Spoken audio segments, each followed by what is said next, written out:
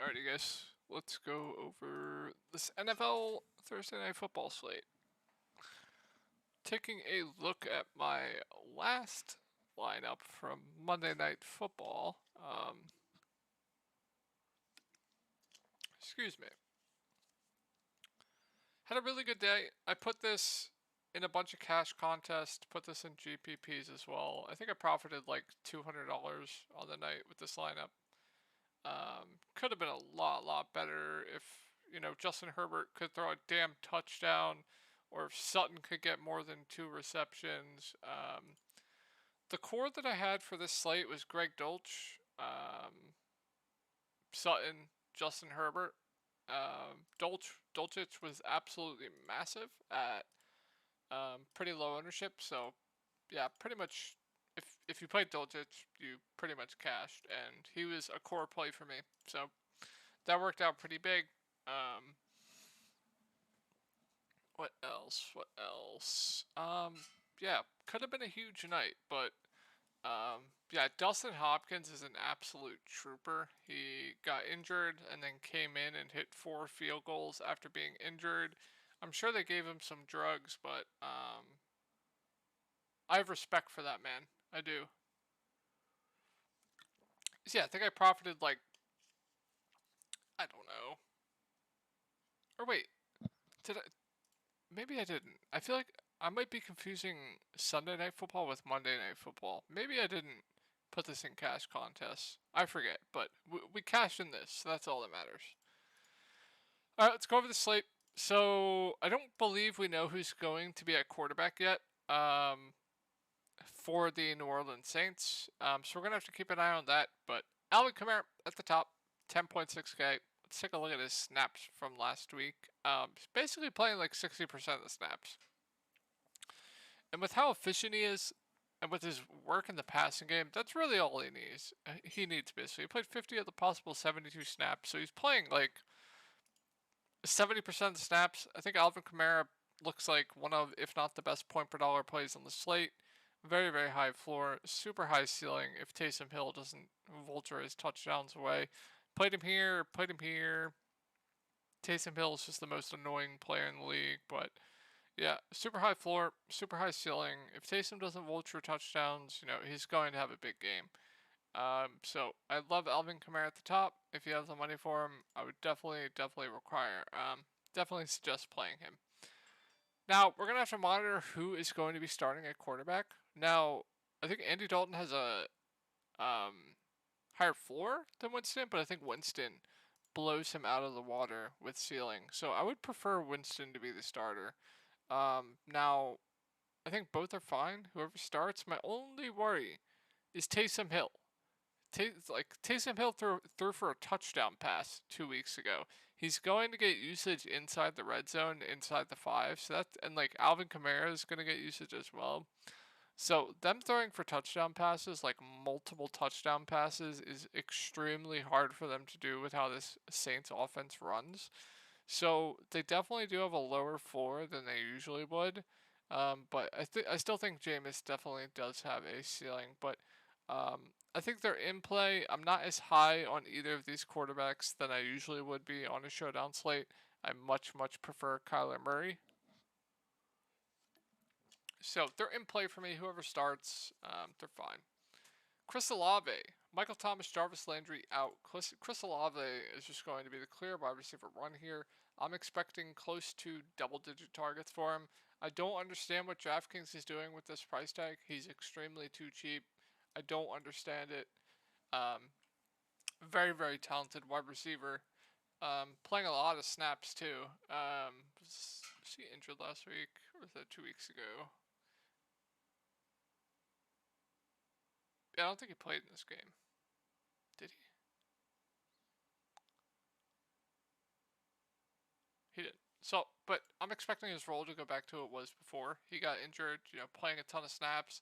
They don't really have other options, right? Chris Olave is basically all they have. So him and Alvin Kamara are just going to eat up this usage on the offensive end. Hit them and Taysom Hill. So I think Olave is a clear misprice on this slate, and I absolutely love him. Taysom Hill's fine if you want to go there. I think he's completely overpriced, but yeah, he does have a ceiling if they're gonna run him in Wildcat and other stuff. They're gonna play him inside the 5, inside the red zone. They're gonna have designed runs for him. So I think he's playable, but if he's gonna get ownership, I want absolutely nothing to do with it. So Traquan Smith, Marquez Callaway will be the wide receiver 2, wide receiver 3. Looking at snaps from last week, Callaway played 54 of the possible 72.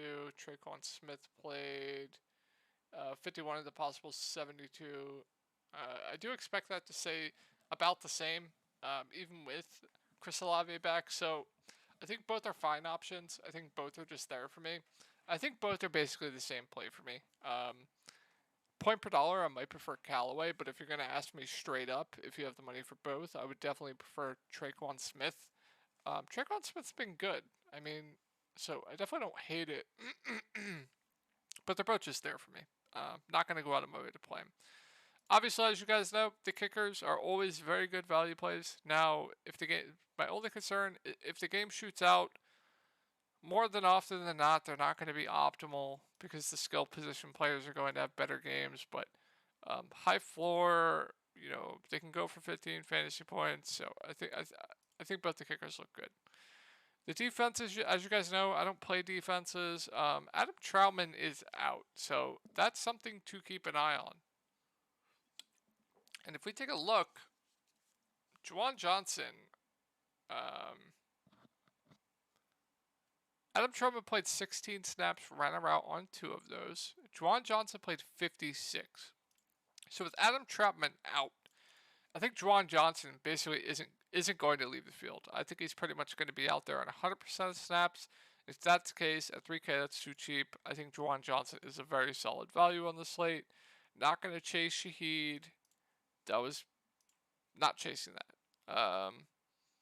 Outside of that, there's not many punts. I don't think there's really any punts on this slate. Yeah, there aren't. On to the Arizona side thing. So, yeah, I'm going to prefer Kyler Murray over both the Saints quarterbacks.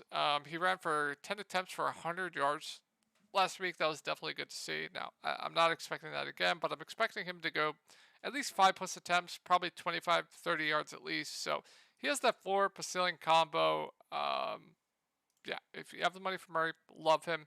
Hopkins is back. Marquise Brown is out. James Conner is questionable. I think D-Hop at 10.2K looks really, really good.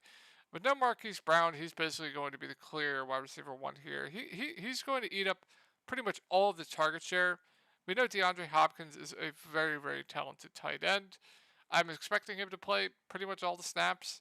He was suspended, so I don't think he's going to be limited by any means. So I love DeAndre Hopkins on this slate. Gonna have to keep an eye on the James Connors. If he is out, I'm fine with some Eno Benjamin. Eno Benjamin played.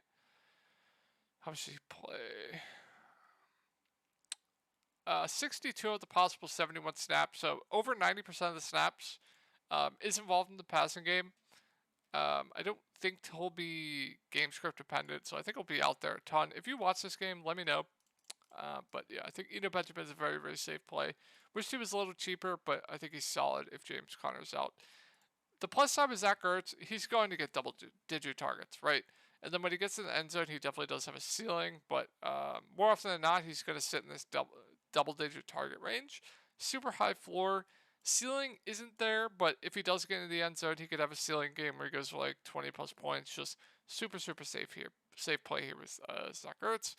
Rondale Moore, 5.8K, I like quite a bit as well. I don't understand this price. He's basically probably going to get 7+ targets, if I had to guess. He's running all of his routes in the slot, which is extremely, extremely important. So Rondale Moore playing all the snaps too. He didn't leave the field. He only left the field for 1 play. So Rondale Moore, I think, is way too cheap. I really like him for value. Robbie Anderson, they did say that his role will be minor if he plays on Thursday. So I wouldn't go to Robbie Anderson at that price tag. Not going to get to the D. Kicker, very good value. Greg Dortch at that price tag. He played 4 snaps. Hard for me to go there.